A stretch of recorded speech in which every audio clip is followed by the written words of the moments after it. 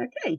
All right. So this is a really interesting paper that was very recently published. And the interesting thing about it is that it is written entirely by people with lived experience, patient partners, which is the designation they use because they're all from Canada. So now I need to hang on. Oh, there we go. Just, oh, yeah, there we go. How do I go back? Oh, it does. Oh, okay. I think you can use the cursors, can't you? Forward and back. Yes, I'm just going to leave my mouse alone completely. I have no mouse. Okay, so this is the paper. Okay, so it's called Reflections on Patient Engagement by Patient Partners, How It Can Go Wrong. I know that sounds very sort of negative, but it's a very reflective paper written with a sort of growth mindset. So it's actually quite important because, you know, quite a lot in the literature has been written about the importance of patient partners, but we also need to acknowledge what isn't going so well. So these are 6 patient partners, all Canadian, and they're all on Twitter as well. So I would definitely encourage checking them out on there. Okay, so the background of it, as I said, was just, I'm sorry, I'm just going to remove you nice people out of the way. So there we go. Yeah, so it was written by 6 patient partners in Canada who aim to contribute to the learning and provide an opportunity to reflect on patient engagement, which we call PE, in research and healthcare environments. So again, it's written with a growth mindset, which means that hopefully people are going to not be sort of angry about it and actually think of ways to improve things. So they sort of said that although this is based in Canada, all these issues tend to be global. Patient partners are still relatively new for many, so we need to learn from what still doesn't work to make sure that we can improve things for everybody. All right, what is patient engagement? This paper uses the Canadian Institutes of Health Research's definition of patient engagement in research, which is meaningful and active collaboration in governance, priority setting, conducting research, and knowledge translation. So they're using that as an overarching definition. So patient partners includes people with their own health issues and experiences, and includes caregivers, family members, and friends who actively contribute to research or quality improvement teams. Obviously, that's in healthcare and in this area. It wasn't just pain, it was in healthcare, everything, but you know, obviously we're looking at it through a lens of pain. So in Britain, we tend to use PPI, patient and public involvement, lived experience, sometimes expert patient. There doesn't seem to be any one overarching sort of designation, and I don't think a lot of them actually cover what we do anyway. So the authors developed 4 statements of patient engagement gone wrong. And before considering it, they asked that the people reading the paper would read it with a growth mindset and think of the following reflections. If they had seen these situations in their own work, if they'd spoken to someone with lived experience, what have you done or would you do to prevent them or to negate these situations? How would you aim to avoid the situation altogether in the future? And who has the power and privilege in this situation? So they're priming people to read the paper with that mindset rather than coming in sort of thinking they know best. The 4 statements. So I'm using PP and this as patient partners. So the 4 statements are: patient partners as a check mark, tick box; unconscious bias towards patient partners; lack of support to fully include patient partners, and lack of recognizing the vulnerability of patient partners. So, patient partners is a check mark, tick box.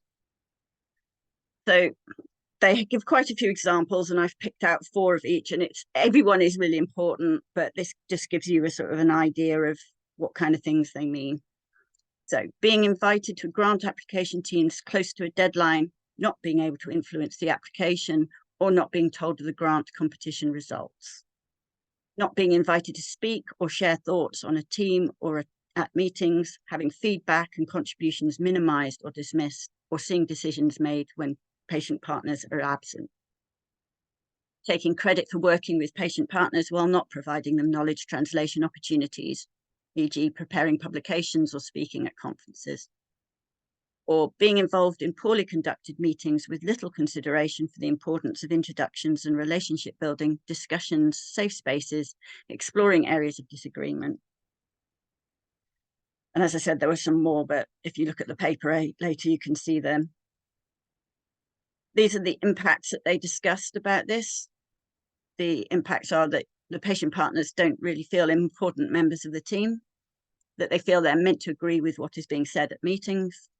It doesn't support patient partners to bring up tough questions that might challenge thoughts and beliefs. It discourages them from asking for supports that enable full participation. And lack of other patient partners or safe contacts might make the patient partner feel gaslit or questioning the validity of their emotions. Emotions comes into this quite a lot. It's interesting as we move through this. Okay, the second one is unconscious bias towards patient partners. Again, this is just a sample of the things that they found. The mostly able-bodied and healthy team members are not fully understanding patient perspectives, feedback and ideas, given their differences in experiences, which may be compounded by a lack of listening or empathy. It's probably a familiar thing for many of us who've negotiated healthcare. Inviting patient partners who mirror the team's demographics or have had the privilege and time to be engaged and who do not require additional resources or supports. Preconceived judgments or stereotypes that lead to underestimating the capabilities and intellect of patient partners, and that fail to recognize that many patient partners have full lives, skills, experiences, and education. We are people. And unconscious homophobic, transphobic, ableist, and racist behavior is still commonplace when interacting with patient partners who've experienced a large amount of trauma from health systems or anybody. The impacts of that are that the patient partners are feeling that they're unimportant, not worth the time, effort, resources to be engaged, feeling lesser than individuals who are not disabled, who do not identify as patients, that patient partners are not as smart as other team members, that patient partners often deal with unconscious bias in the healthcare system everyday lives. Having these biases reinforced is demoralizing. Patient partners can have traumatic healthcare experiences. Experiencing these biases as part of research in healthcare teams compounds these issues and can contribute to further medical trauma.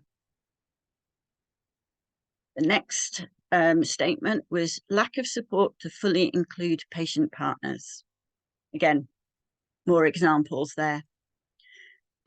These include pushing back on or not offering compensation to patient partners. Rationale ranges from not having considered compensation to conflict of interest, which I don't understand, that will impact objectivity and impartiality. Assuming that everyone on the team can process information, keep up the same way. Patient partners who live with cognitive issues, intellectual, developmental disabilities are at a disadvantage when meeting formats are hosted with heavy agendas that have an overabundance of information or without breaks.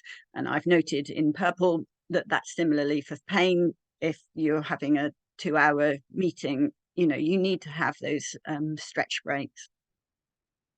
I think everybody should, but especially important for those with pain. Lack of leadership support for meaningful inclusion, such as having team members understand patient partners' conditions and offering support that individuals may need to do their work. Meetings or conferences organized without flexibility in setting, time, etc. Many options outside of traditional meetings or conferences that might work for best for patient partners are often not offered. Doing a little bit better with the more online work, but there's still a way to go. And the impacts of that are that it leaves the patient partner in need of asking for these and other supports.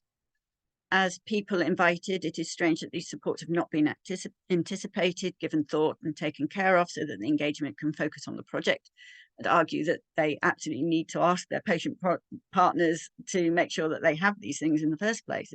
It's more co-production. Many patient partners feel they're putting teams out of their way when they ask for these supports or other items that they'd expected for their engagement but are not there. It's putting the burden on us, basically. Often they will not speak up and ask, given their fear of being seen as demanding, difficult, or even ungrateful. And the last one is lack of recognizing the vulnerability of patient partners.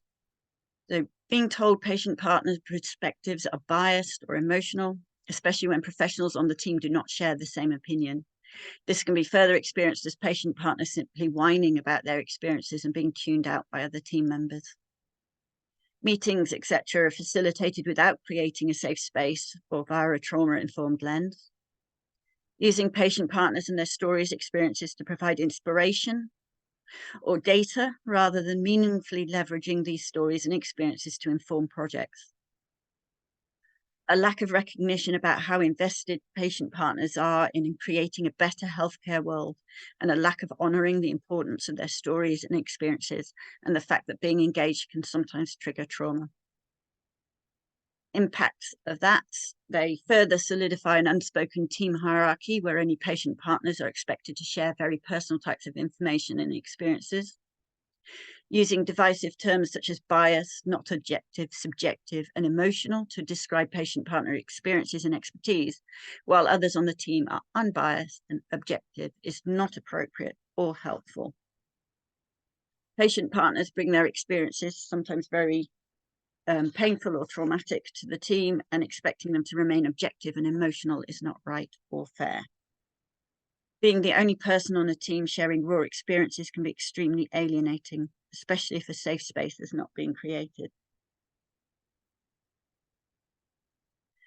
So they go on to discuss this, and they note that patient partner work in research and healthcare is very personal, and we can only deal with so much before it breaks us, our spirit, and our desires to create change. These situations compound over time. Eventually, our fire goes out and the spark may not always be reignited.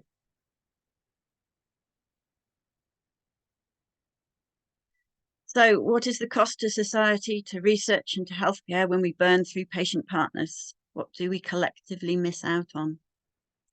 There's a real possibility that they will leave an engagement or the engagement space altogether. Patient partners may not invest in developing the next generation of patient partners who will continue the momentum to change healthcare for others.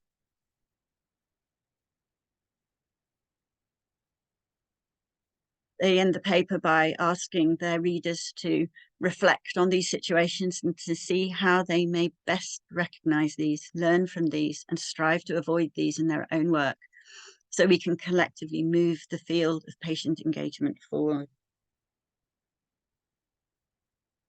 And that's it.